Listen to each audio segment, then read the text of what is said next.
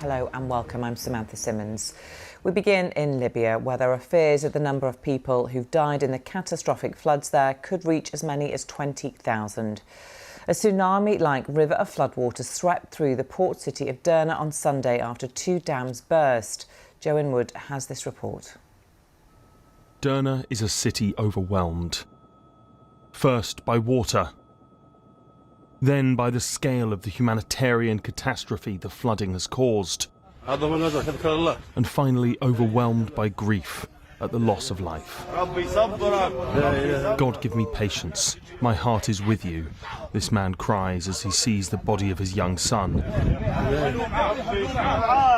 It's now becoming clearer that this was a natural disaster, but enabled by human actions.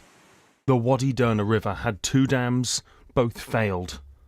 The upper one, 10 kilometres from the town, had a capacity of about 1.5 million cubic metres of water. When that burst, that water, with a weight of about 1.5 million tonnes, rushed to the sea, sweeping the second dam and about a quarter of the city with it. We had warned the authorities since last week, no, for years, that the dam had cracks and needs to be maintained. We said it and nobody listened to us, and now the whole of Derna is flooded. The blame will inevitably fall on the politicians and warlords who have tried and failed to run this country since the fall of the dictator Muammar Gaddafi. It is blame they will try and avoid. It has been an enormous shock, and I don't want to point the blame at anyone or create controversy. Even if all measures had been taken, there would have been losses, massive losses.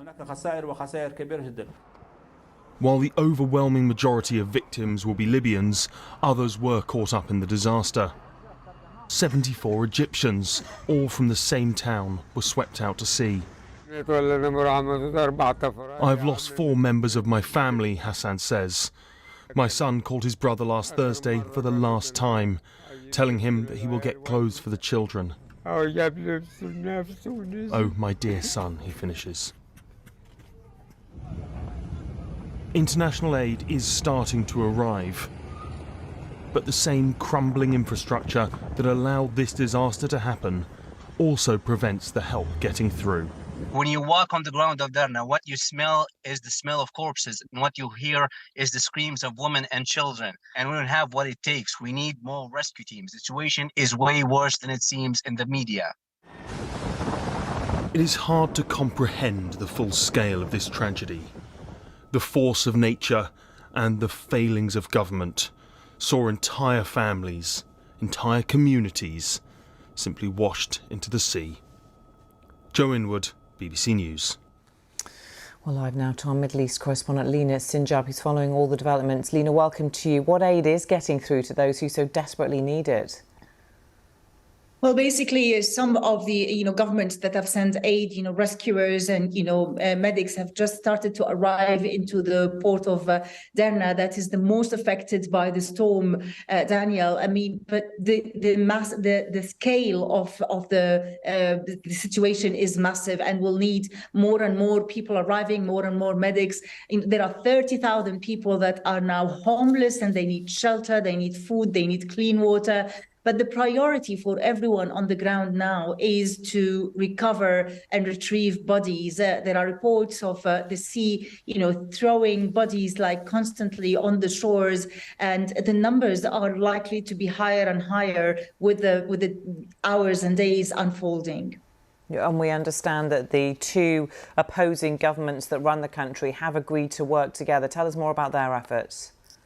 Well, this is if there is any glimpse of hope, is that, these two opposing governments have put their differences aside. This is a natural catastrophe. It's unprecedented that the country had witnessed, and they cannot do it while they're fighting. This is the time to join forces and provide help. And they will still need help from international community. We've seen reports of Egypt, UAE, Turkey stepping in and arriving with their medics, but also also other countries in the West are also stepping in. This is a natural disaster, as we heard also in the report, joined by man-made one because of the weak structure of the dams.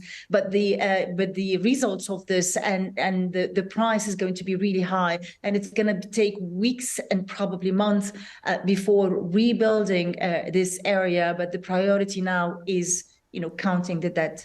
Yeah, counting the dead and also retrieving the dead. There's a huge danger and concern about diseases now spreading, isn't there? Absolutely. Médecins Sans Frontières is also joining today because they also worry about diseases spreading because of the bodies covered under rubbles or in water. As we heard also from in the report that the smell that you can smell in the city